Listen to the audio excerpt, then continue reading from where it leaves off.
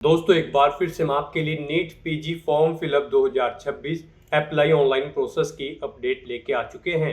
किस तरह से आप नीट पीजी 2026 के लिए अपने फॉर्म अप्लाई कर सकते हो, स्टेप बाय स्टेप कंप्लीट जानकारी आपको इस वीडियो में दी जाएगी।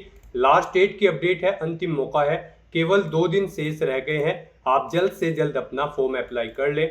लास्ट डेट ऑनलाइन आवेदन करने की 21 जुलाई 2026 है। अंतिम समय का वेट न करें, आज ही से अपना फॉर्म अप्लाई कर ले। आखिरी समय में कोई भी टेक्निकल प्रॉब्लम हो सकती है, तो आप आज ही से अभी से अपना फॉर्म अप्लाई कर ले। अंतिम समय में फॉर्म अप्लाई करते समय अगर आपके सामने कोई भी टेक्निकल प्रॉब्लम आ रही है तो उसका हल भी आपको इस वीडियो में मिल जाएगा। आखिरी समय में फॉर्म भरते समय आपके सामने अगर कोई भी यहाँ पर डिफिकल्टी है, उसका भी हल यहाँ पर आपको मिल जाएगा। फॉर्म भरते समय आपको कोई भी ऐसी गलती या फिर मिस्टेक नहीं करनी होगी जिससे कि अंतिम समय में आपका फॉर्म सक्सेसफुली सबमिट नहीं हो पाएगा। फॉर्म अप्लाई करते समय आपको सभी जनरल गाइडलाइंस को भी ध्यान में रखना होगा, तभी आपका फॉर्म भी सक्सेसफुली सबमिट हो पाएगा। आवेदन करते समय आप किस प्रकार से अपना रजिस्ट्रेशन करोगे, पर्सनल डिटेल, क्वालिफिकेशन डिटेल आपको कैसे देनी होगी, डॉक्यूमेंट, सिग्नेचर, फोटोग्राफ कैसे और कितने केबी में आप अपलोड करोगे, फीस पेमेंट करते हुए रजिस्ट्रेशन से लेकर प्रिंट तक आप कैसे अपना फॉर्म अप्लाई करोगे, पूरी जानकारी के लिए आपको ये वीडियो शुरू से लेके एंड तक बिना स्किप किए हुए देखनी होगी। इस वीडियो को पूरा देखने पर ही आपके सभी सवाल और डाउट क्लियर होंगे। तो चलिए दोस्तों, बिना कोई वक्त गंवाए शुरू करते हैं नीट पीजी फॉर्म फिलअप की पूरी जानकारी। फॉर्म भरने से पहले आपको सबसे पहले हमारी वेबसाइट IND सरकारी नौकरी के इस पेज पर विजिट करना होगा, जिसका लिंक आपको नीचे description plus first comment box में मिल जाएगा। और हमारे इस पेज पर विजिट करके आप यहां से नीट पीजी का फॉर्म अप्लाई कर सकते हो। नेशनल बोर्ड ऑफ एग्जामिनेशन की ओर से national eligibility cum entrance test NEET PG का नोटिफिकेशन रिलीज कर रखा है, जिसके लिए लास्ट डेट ऑनलाइन आवेदन करने की 21 जुलाई 2026 है। अंतिम मौका है, केवल 2 दिन शेष रह गए हैं। MBBS डिग्री से आप अप्लाई कर सकते हो। जनरल OBC WS के लिए 3500 रुपये फीस है, SC ST PH के लिए 2500, जो कि आप ऑनलाइन मोड से पेमेंट कर सकते हो। रिटर्न एंट्रेंस एग्जाम के आधार पर सिलेक्शन होगा, ऑनलाइन अप्लाई कर सकते हो। netboard.edu.in इसकी ऑफिशियल वेबसाइट है, जिससे आप फॉर्म अप्लाई कर सकते हो। इंपोर्टेंट लिंक सेक्शन के अंतर्गत ऑफिशियल नोटिफिकेशन PDF लिंक पर क्लिक करके आप इसके PDF डाउनलोड कर सकते हो। नीट पीजी 2026 की ऑफिशियल यहाँ पर इंफॉर्मेशन बुलेटिन है, इसमें आपको सबसे पहले इंपॉर्टेंट डेट्स की टेबल देखने को मिल जाएगी। साथ ही साथ यहाँ पर आपको इसमें एलिजिबिलिटी क्राइटेरिया की कंप्लीट डिटेल प्रोवाइड करा दी गई है। आप यहाँ से एलिजिबिलिटी क्राइटेरिया चेकआउट कर ले। एग्जामिनेशन सेंटर की लिस्ट, एग्जाम पैटर्न, सिलेबस आपको डिटेल में प्रोवाइड करा दिया गया है। साथ ही साथ फॉर्म अप्लाई करने के लिए गाइडलाइंस दी गई है, जैसे कि डॉक्यूमेंट, सिग्नेचर, फोटोग्राफ आपको कैसे और कितने केबी में अपलोड करने होंगे। सभी जनरल गाइडलाइंस फॉर्म अप्लाई से रिलेटेड आपको यहाँ पर देखने को मिल जाएगी। तो आवेदन करने से पहले आपको नोटिफिकेशन की PDF पूरा पढ़ना अनिवार्य है। इसको पूरा पढ़ने से ही आपके सभी सवाल और डाउट क्लियर होंगे। PDF रीड आउट करने के बाद में आपको अप्लाई ऑनलाइन के इस लिंक पर क्लिक करना होगा, तो आपके सामने ऑनलाइन आवेदन करने का ये ऑफिशियल पोर्टल ओपन हो जाएगा। गाइस, यहाँ पर अगर आपने पहले से रजिस्ट्रेशन कर रखा है तो आपको लॉगिन का ये लिंक दिया गया है, आप इस पर क्लिक करें। आपके सामने लॉगिन का इंटरफेस ओपन हो जाएगा। यहाँ पर आपको अपनी यूजर ID एंटर करनी है, अपना पासवर्ड आपको एंटर करना है, ये कैप्चा कोड आपको यहाँ पर एंटर करना है और उसके बाद फिर आपको लॉगिन की स्टेप पर क्लिक करते हुए लॉगिन करके अपना फॉर्म अप्लाई कर लेना है। और अगर आप इस एग्जाम के लिए फर्स्ट टाइम अप्लाई करने जा रहे हो तो सबसे पहले यहाँ पर आपको अपना रजिस्ट्रेशन करना होगा। उसके लिए आपको यहाँ पर रजिस्टर का लिंक दिया गया है, आप इस पर क्लिक करें। आपके सामने यहाँ पर रजिस्ट्रेशन का फॉर्म ओपन हो जाएगा। गाइस, यहाँ पर आपको अपना फॉर्म अप्लाई करने से पहले कुछ जनरल इंस्ट्रक्शन दिए गए हैं, उन्हें आपको रीड करना होगा। उससे भी पहले यहाँ पर आपसे पूछा गया है, यहाँ पर आप अपना फॉर्म खुद से भर रहे हैं या फिर आप किसी और से भरवा रहे हैं। तो यहाँ पर आप अपने अकॉर्डिंग ऑप्शन सेलेक्ट करेंगे। Yes I am an applicant, अगर आप खुद से भर रहे हैं तो आप इस ऑप्शन को सेलेक्ट करेंगे। और अगर आप खुद से नहीं भर रहे हैं तो note I am not the applicant, आप इस ऑप्शन को सिलेक्ट कर लेंगे। तो यहाँ पर आप अपने अकॉर्डिंग ऑप्शन सेलेक्ट करके सबमिट के इस ऑप्शन पर क्लिक करेंगे। फिर ये यहाँ पर आपके सामने क्लोज का ये ऑप्शन आपको आएगा, क्लोज कर देना है। उसके बाद आपको आई एग्री के ऑप्शन पर क्लिक करना है। फिर आपको यहाँ पर एक घोषणा पत्र प्रोवाइड कराया गया है, आपको ये सभी डिटेल्स केयरफुली रीड आउट करनी है। और फिर आई एग्री के इस रेडियो बटन पर क्लिक करके सबमिट के ऑप्शन पर क्लिक करना है। फिर यहाँ पर आपको अपना आधार ऑथेंटिकेशन करना है। गाइस, यहाँ पर आप इस चेकबॉक्स को ओके करेंगे। उसके बाद आप यहाँ पर अपना आधार कार्ड नंबर एंटर करेंगे और फिर आप यहाँ पर जनरेट OTP के इस ऑप्शन पर क्लिक करेंगे। फिर यहाँ पर आपके रजिस्टर्ड मोबाइल नंबर पर जिससे यहाँ पर आपका आधार लिंक है उस पर एक OTP सबमिट किया गया होगा। वो OTP आपको यहाँ पर एंटर करना है और उसके बाद गाइज फिर आपको वैलिडेट OTP के ऑप्शन पर क्लिक करते हुए यहाँ पर अपना आधार वेरिफिकेशन कर लेना है। फिर यहाँ पर आपका रजिस्ट्रेशन फॉर्म स्टार्ट हो जाएगा। अब गाइज यहाँ पर आपको अपनी पर्सनल इन्फॉर्मेशन देते हुए अपना रजिस्ट्रेशन करना है। सबसे पहले यहाँ पर आपको अपना नाम एंटर करना है।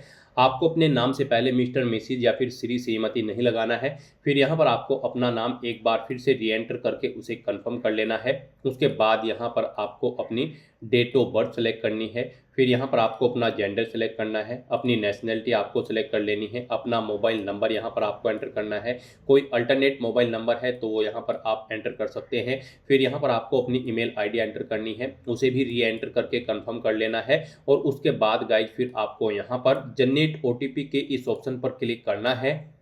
फिर आपके सामने ये कैप्चा ऑथेंटिकेशन मोड ओपन होगा। अब आपको ये कैप्चा कोड यहाँ पर एंटर करना है और उसके बाद फिर आपको सबमिट के इस ऑप्शन पर क्लिक करना है। फिर यहाँ पर आपके मोबाइल नंबर और ईमेल आईडी पर OTP सबमिट किए गए हैं, वो OTP आपको यहाँ पर एंटर करने हैं और वैलिडेट के ऑप्शन पर क्लिक करते हुए आपको अपना मोबाइल नंबर और ईमेल आईडी यहाँ पर वेरीफाई कर लेने हैं। उसके बाद गाइज आपको डिक्लेरेशन सेक्शन में आई एग्री के चेकबॉक्स को ओके करना है। ये कैप्चा कोड आपको यहाँ पर एंटर करना है और उसके बाद फिर आपको यहाँ पर री वेरीफाई के इस ऑप्शन पर क्लिक करना है। फिर यहाँ पर आपने ऊपर अब तक जो भी डिटेल प्रोवाइड कराई है उसका प्रीव्यू यहाँ पर आपको शो कर दिया गया है। आपको सभी डिटेल्स केयरफुली चेकआउट करनी है। इनके सामने इन सभी चेक बॉक्सेस को आपको ओके करना है और उसके बाद गाइज फिर आपको यहाँ पर सबमिट के इस ऑप्शन पर क्लिक करना है। इस तरह से यहाँ पर आपका रजिस्ट्रेशन सक्सेसफुली कंप्लीट हो चुका है। आपके रजिस्टर्ड मोबाइल नंबर और ईमेल आईडी पर आपकी एक यूजर आईडी और पासवर्ड सबमिट कर दिए गए हैं। आपको उन्हें केयरफुली नोट डाउन करके रख लेना है फ्यूचर यूज के लिए। आपकी यूजर आईडी भी यहाँ पर भी आपको प्रोवाइड करा दी गई है, यहाँ से भी आप इसे नोट डाउन कर सकते हो। तो यहाँ पर अब आपको अपना फॉर्म अप्लाई करने के लिए गो टू एप्लीकेशन के इस टैब पर क्लिक करना है। नेक्स्ट आपके सामने कुछ इस तरह से इंटरफेस ओपन होगा। अब यहाँ पर आपका फॉर्म स्टार्ट हो चुका है। इसमें आपकी डिटेल कुछ आपको ऑटोमेटिकली फिल मिलेगी, जैसे कि आपका नाम, आपकी डेट ऑफ बर्थ, आपका मोबाइल नंबर, आपकी ईमेल आईडी। ये आपके रजिस्ट्रेशन से फैच कर ली गई है डिटेल्स। बस यहाँ पर अब आपको अपने फादर का नाम एंटर करना है, अपनी मदर का नाम आपको एंटर करना है। फिर गाइस यहाँ पर आपको अपना रिलीजन सेलेक्ट कर लेना है। उसके बाद यहाँ पर आपसे पूछा गया है आपकी कैटेगरी को, आपको अपनी कैटेगरी यहाँ पर सेलेक्ट कर लेनी है, आप जिस कैटेगरी से बिलोंग करते हैं।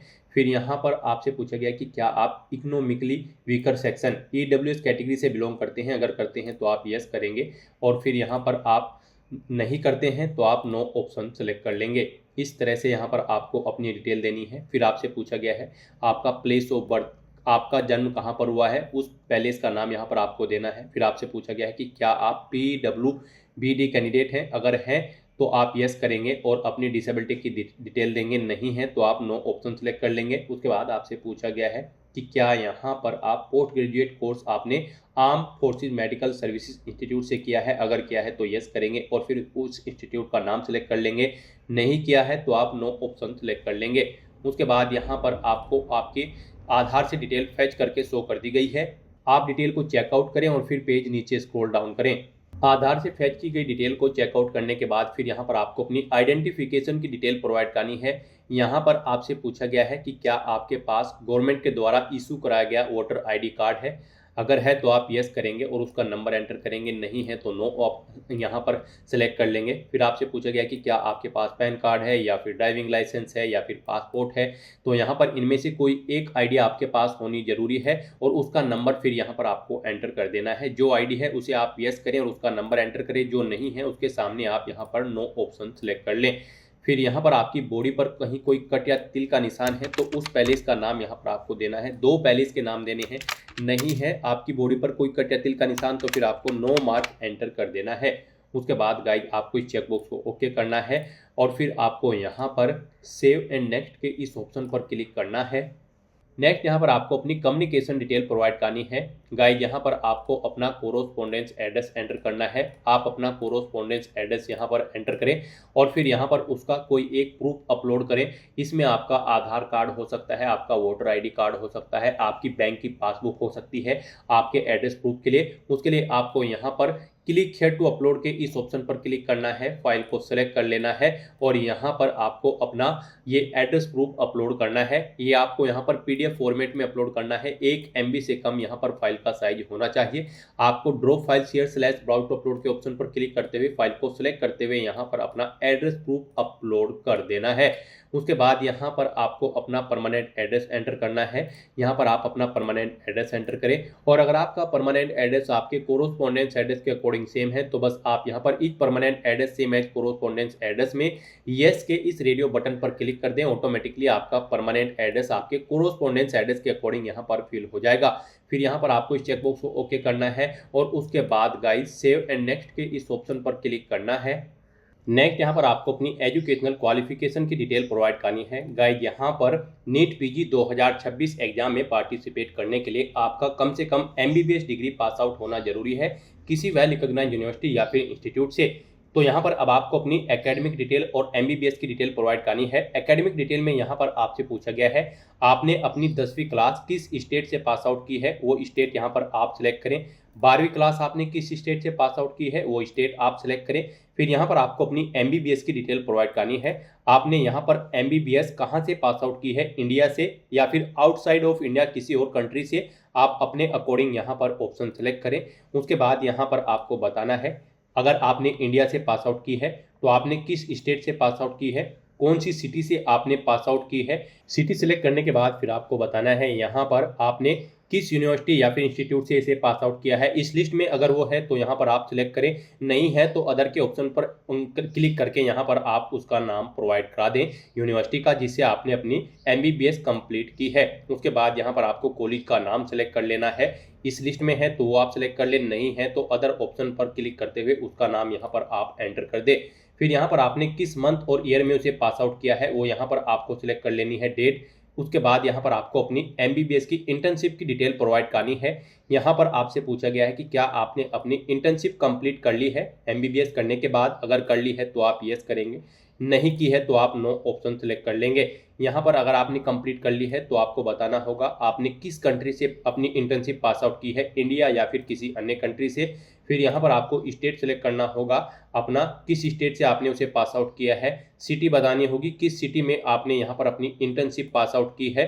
फिर यहाँ पर आपको यूनिवर्सिटी बतानी होगी किस यूनिवर्सिटी में की है। उसके बाद यहाँ पर आपको बताना है किस इंस्टीट्यूट से आपने उसे पास आउट किया है उस सिटी के। उसके बाद आपको बताना है कब आपने अपनी इंटर्नशिप स्टार्ट की थी, वो डेट आपको सेलेक्ट कर लेनी है। कब आपने इसे कंप्लीट किया है वो डेट आपको सिलेक्ट कर लेनी है। इस तरह से यहाँ पर आपको अपनी इंटर्नशिप की डिटेल प्रोवाइड करनी है। फिर यहाँ पर आपको अपनी मेडिकल काउंसिल रजिस्ट्रेशन की डिटेल प्रोवाइड करनी है। यहाँ पर आपको बताना है आपने अपना मेडिकल काउंसिल रजिस्ट्रेशन किस तरह से कराया है, प्रोविजनल है वो या फिर परमानेंट है। आप अपने अकॉर्डिंग ऑप्शन सेलेक्ट करेंगे, अपना यहाँ पर रजिस्ट्रेशन नंबर एंटर करेंगे मेडिकल काउंसिल का। फिर यहाँ पर आपको मेडिकल काउंसिल का नाम देना है जहाँ पर आपने अपना रजिस्ट्रेशन कराया है।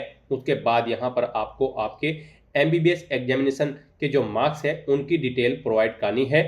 गाइस यहाँ पर आपको फर्स्ट ईयर MBBS एग्जामिनेशन की जो परसेंटेज थी, मार्क्स थी, वो आपको यहाँ पर एंटर करनी है। सेकेंड ईयर के एग्जामिनेशन की परसेंटेज यहाँ पर आपको मार्क्स की एंटर करनी है।